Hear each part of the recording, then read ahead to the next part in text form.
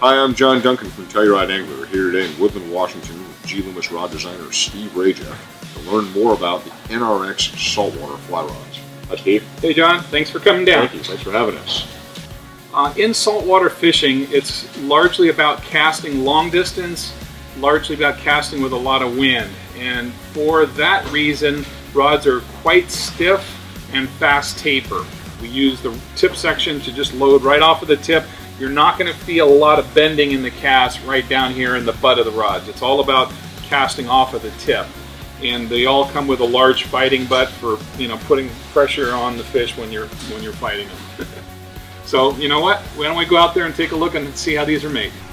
So Steve, what materials have you chosen for NRX saltwater rods? Well, NRX is a very high performance series of rods. It's our top of the line material. We've chosen a very higher modulus material, high stiffness. That means we get to use a little bit less fiber to create the same amount of action as a standard graphite, and it takes more of that standard to create that same action. So NRX uses a higher modulus material and a very special resin system. It's an epoxy that's been fortified with a nanosilica particle that it's like an aggregate in concrete. It strengthens the material, this additive, so that resin system and a high strain, high modulus material is the actual fiber. And so we'll change between a thinner material at the tip, a little bit thicker kind of material in the middle, and then maybe even a heavier grade for the butt section, or else more layers of that mid-grade to thicken it up on the butt section.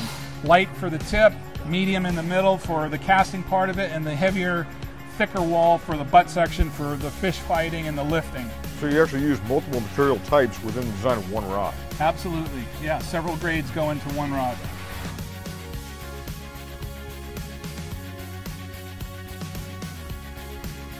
Hey John, what do you think of these saltwater actions? Yeah, amazing. I mean, these load and shoot so easily.